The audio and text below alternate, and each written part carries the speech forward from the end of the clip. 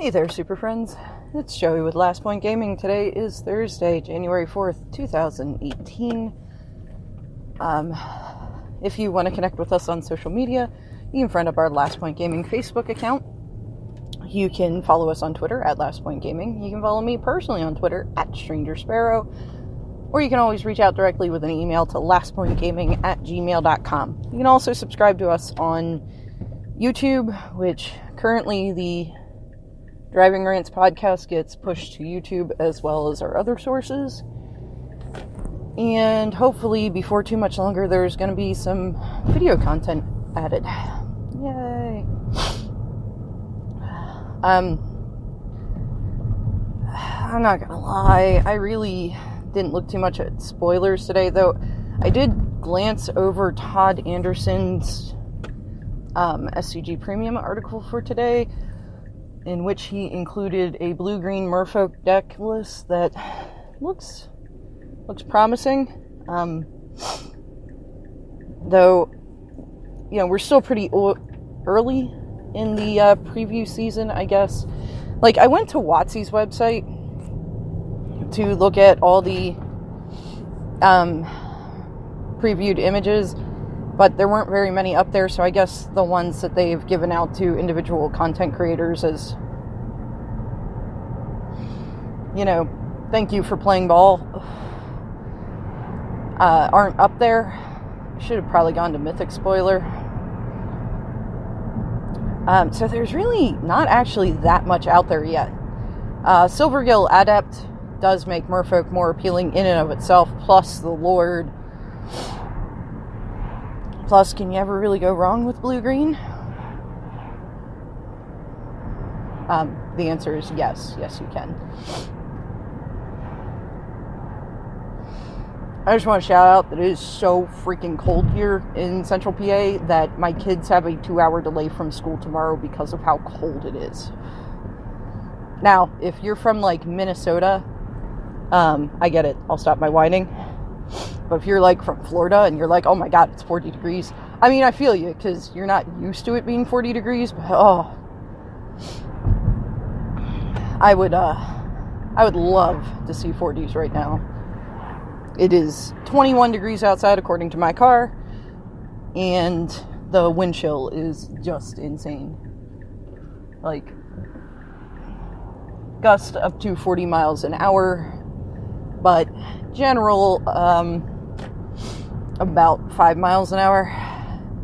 Oh, I feel the heat coming through my car. Yay. I always give Elsa a little time to warm up before I get going, but not long enough for the heat to kick on. I apologize if there is distortion or it's harder to hear because I have the heat cranked way up because, yeah, I can't really feel my hands right now. Yeah, it's brutal out there, kids. Well, wish I could work from home, Jeff Hoogland.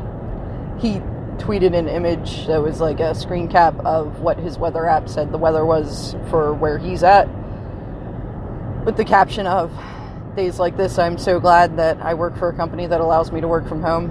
And this was actually a couple days ago. This wasn't even today. I don't think he's here in PA, but he's cold all over the place right now. Stupid winter. Glad all the Starks got murked. Anyway, so yeah, there's really not that much to talk about with the spoilers. Todd Anderson's article was pretty good. Well, say the article was pretty good. I'm not gonna lie, I read very little of the text. Just like the couple sentences that followed each card image. Yeah, it looks like the tribes are getting stronger, which is great. Will it be enough to unseat Teamer? I don't know. Oh, there's that one exciting card, Sun Moon, which I like to imagine the development of this went something like, oh, okay, so it's kind of like Blood Moon, but not quite, or not Sun Moon, Blood Sun. So, like, let's call it something sun. And somebody went, if we call it anything sun, they're all just going to call it blood sun. Screw it. Let's just go with blood sun. Sounds fine. It makes much less sense than blood moon. If you're not aware, blood moon's an actual thing.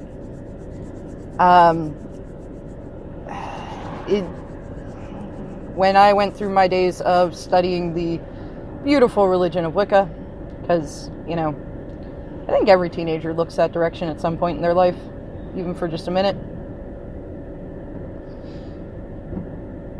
It's during harvest season where the moon actually has a red tinge to it. I'm not sure if it is the harvest moon. Like if it's just another name for the harvest moon, because the harvest moon always looks really orangish to me. But it's something about the way the moon... Oh wow, there's people standing outside yelling at each other on 2nd Street, man. Go inside to yell at each other. It's cold out there.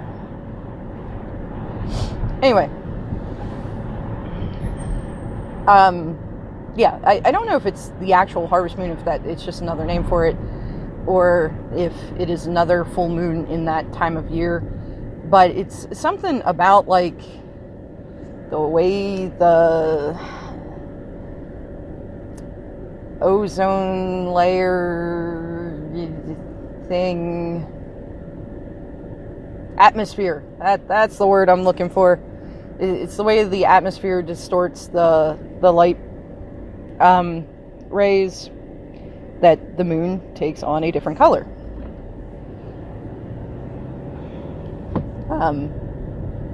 Well, our perception of it.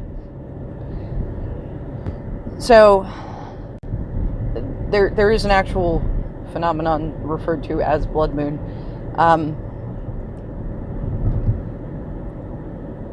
Yeah, I don't know what a blood sun is, but that's fine. That's fine. We play a fantasy card game where we, like, hurl lightning bolts at each other. It's cool. So that card, I'm interested. I've seen some people be like, oh man, this is going to be the poor man's blood moon in Modern. Very poor indeed, unfortunately. I don't think it's going to pick up steam in Modern. Not when you have access to a card like Blood Moon, which is so much better. Because that's part of the appeal of Blood Moon, is even if your opponent is playing red as one of their colors, unless they're playing like mono red, it generally puts them in a position where you're going to cut them off of colors. Or in the case of Tron, God, this is the best way to shut down Tron. As long as the rest of your deck's pretty quick, because eventually Tron can get to naturally casting its stuff. I have once managed to cast OG Emrakul, Emrakul the Aeon's Torn, after somebody sowing salted my towers. So it gets there eventually. Like, you still gotta try to kill them before they get too many lands on the board, because they still have ways to go get lands. Like, they still got Sylvan Scryings, they still got Ancient Stirrings, they still got Expedition Maps. So even if, okay, whatever I get becomes a basic mountain as soon as it hits the battlefield, they can still consistently make sure that they're playing a land every turn. And yeah, you're going to slow them down, but if you are not taking advantage of that gap, you could still lose to them. It is completely feasible. Whereas Blood Sun doesn't even cut off the Urza's lands. So it is a very much weaker version of Blood Moon, which is not surprising. Could you imagine, like, just look at the top Modern cards and imagine how any one of them dropped into Standard right now would just kind of be a mess. They have been trying to depower Standard, I think, since before Cons, personally. I think Cons was kind of a fluke because that was a really high value, high impact set block, maybe. Was Jamoka's Command in Cons? Maybe. I don't know. But I mean, you had Monastery Swiftspear, the Fetchlands were a big fucking deal.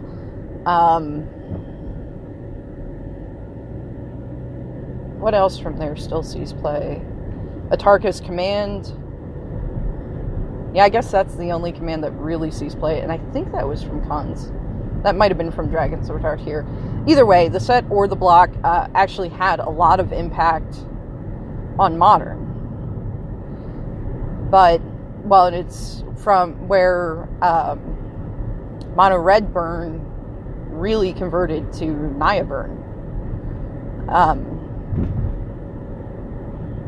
I mean, you saw some Boros Burn lists in there, but Atarka's Command made Naya just so fantastic. Plus having access to the wooded foothills at a relatively low cost. Yeah, there was a lot of great stuff in that block. But previous to that, Theros was... I guess Theros the set was pretty good, but Born of the Gods and Journey to Nyx were both pretty lackluster. Return to Ravnica had the Shocklands, and that was cool, but I don't think there's a whole lot else from that era that sees plays. I guess maybe Boros Charm, was that in Return? I don't know. I, of course, remember Innistrad very fondly. Scars Mirrodin was a crazy block, which, I mean, you still see a ton of those cards played in Modern. So, definitely since the Cons of Tarkir block, you've seen the power level go down. Like, Origins, I would say, was a more heavy-hitting, powerful set than Battle for Zendikar was, in my opinion, and for whatever that's worth. That Origins even still, like the Flip Planeswalkers, while only 2 of them were really great, and I don't think either one of them still really sees play in Modern or Eternal formats. Maybe in Commander. I don't know much at all about Commander. You know what the worst thing about this time of year is like, this is the time of year that when you get gas, you're like, oh yeah, I want to squeegee off my windows because I've got freaking rock salt treatment stuck to my car, but it's too cold for them to have out the window cleaner stuff. It's awful.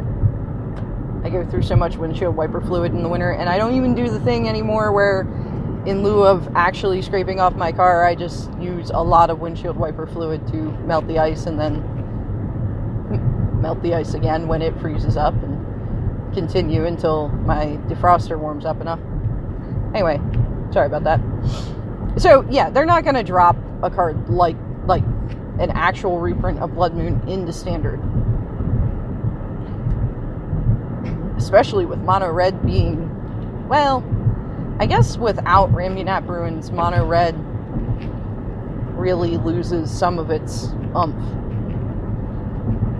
But in any case, that will actually put a bit of a hindrance on Mono Red. Plus the Chefnet Dunes, the Hashep Oasis, if Near Deadlands even sees some play. I don't think the Rivulet sees much play, the blue one. But the rest of them all have places in Standard.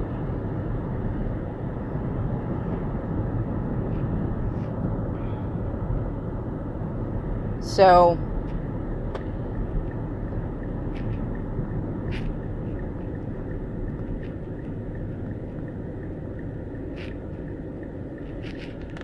yeah.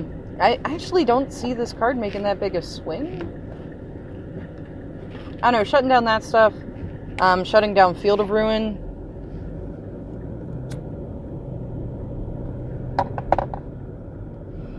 I guess shutting down Scavenger Grounds is kind of a big deal since, the general thought on the Minotaur Planeswalkers that it was kind of worthless with Scavenger Grounds.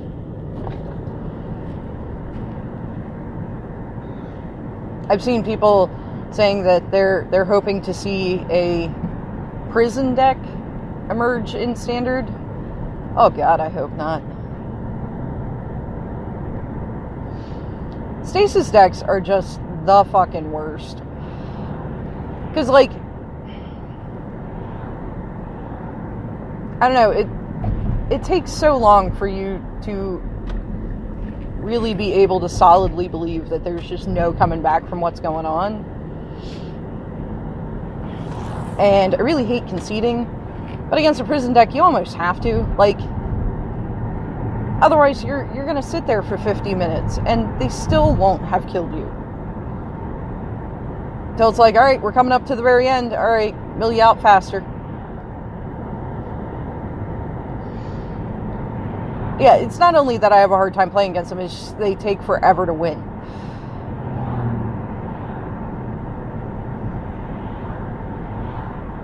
So, no, I certainly fucking hope we don't see a prison deck in Standard personally, but I'm just really not a big fan of that archetype at all.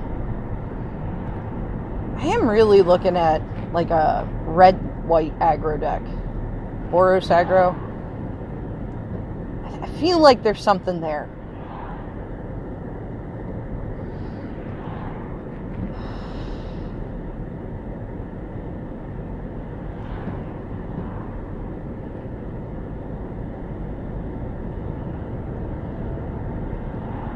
Like with the Kinjali Sunwing, Tocatli Honor Guard.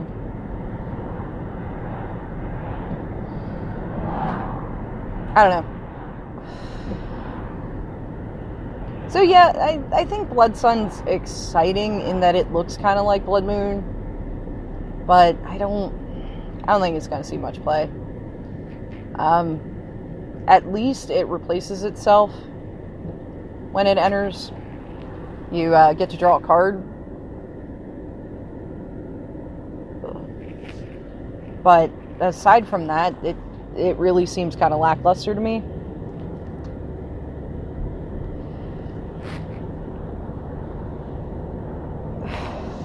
Then there's that new black dinosaur.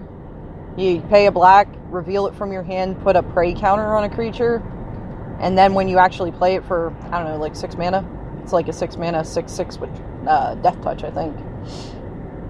You destroy all the creatures with prey counters on them. I think that's an interesting mechanic, but, and I guess there's not really much creature hand destruction right now. It's mostly, you know, Duress, which doesn't hit a creature, Kitesail Freebooter, which doesn't hit creatures. It would be tough for them to take it, but I don't know. I feel like it's more cute than anything, and you still can't hit the big scary creatures with it. Well, you can kill Scarab God with it, I guess, and then they just get it back.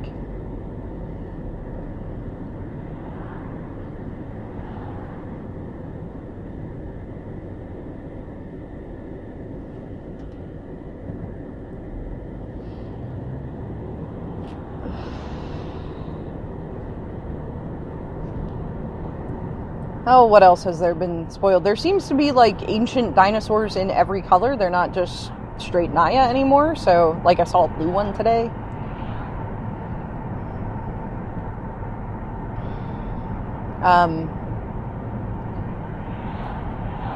Yeah, I don't know. I don't know what's gonna shake loose out of this format. It'll be interesting to see. I'll definitely be keeping an eye out for everybody that's like, here's a deck I came up with. And, see what can maybe freshen up this format, because people are burning out on this shit.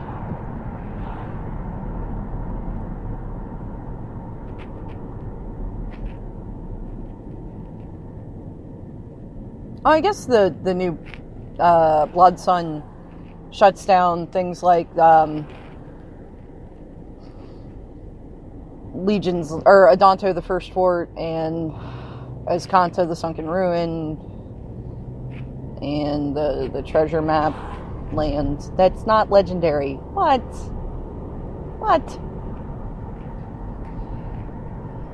And the faux Gaius cradle, was it growing rights of Itlamak? That's a neat word, Itlamak. So I guess it shuts down that stuff if that becomes more pertinent. I mean, it's not often that I've been like, should I have Field of Ruin in this deck to blow up Escanta? No, whatever. Do your impulse. I don't fucking care. Ain't nothing gonna save you, friend. Maybe I should care about it more, but Nature's Claim reprint, which that's kind of nice because we definitely need more enchantment removal. If you could give red enchantment removal, that'd be great. Oh god. I mean, that's the real bitch of trying to play Ramunap Red anymore, is people have turned on to Ixalan's Binding. In most cases, is better than Cast Out. Now, I get that Cast Out can be played at instant speed because it has flash, but I'm going to exile this card and you can't play any more copies. As I was bitching about with the old event decks and the old intro decks, and something that I was hoping to see them fix in the Challenger deck, is most decks run playsets of their most powerful things because you want to have access to it as early as possible, and you want to consistently get it. So Ixalan's Binding hits you pretty hard when you can't remove it. Whereas Cast Out, I'm like, okay, yeah, cool, take that, Hazoret, that's fine. Oh, look, here's another one. Because, of course, Hazoret. Yeah, Ixalan's Binding is just so awful, and Authority of the Consuls is so bad for me as well. Just some way in red to get rid of enchantments would be great, but then maybe that would make it broken then. I don't know. Because, I've been playing Rami Red for a while, but I don't want to see it take Temur Energy's place if something makes Temur Energy unplayable. Like, I guess there's still people holding out hope that they are going to ban Attune with Aether. Would this really shut down Temur Energy? It would slow it down. That's for sure. It seemed like banning Eye of Ugin just had such a it should have had such a lackluster impact when it came to that Eldrazi deck, but yeah. I mean, they all ended up going to Tron decks anyway, but being able to play a turn 2 Thought-Knot Seer has gotten harder. Because I guess the dream was to pull off, turn 1 Eye of Ugin, turn 2 Urborg, because then your Thought-Knot Seer costs 2 less, and you have 2 mana.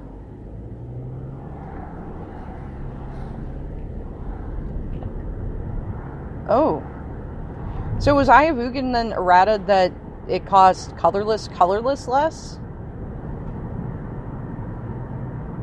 Because if not, then you wouldn't have been able to cast Thought-Knot Seer.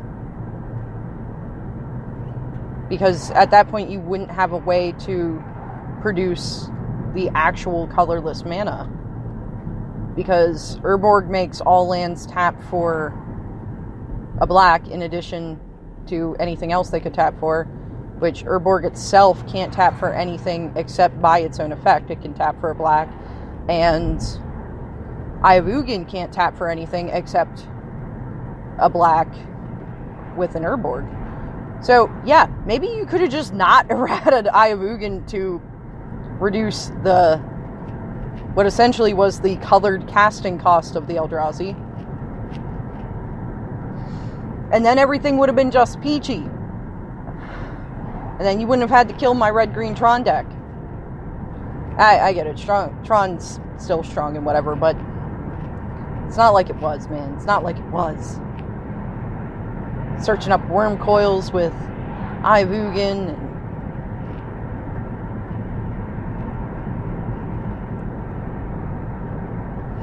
I mean, I guess Ivugan need to be hit no matter how you cut it, because all the Eldrazi are devoid, even if they have color in their cost. Which greatly expanded the colorless creatures you could search up with Ivugan, but sad times indeed. Yeah, sorry I don't have much substance today, but again, WotC's site doesn't actually have that many spoilers on it. It's like 5. And I tend to be hesitant to believe in cards until WotC puts them on their site. Just because, like, some people just want to watch the world burn, you know? They're like, oh, I'm going to spoil this utterly ridiculous card, and people are going to totally buy into that it's a thing.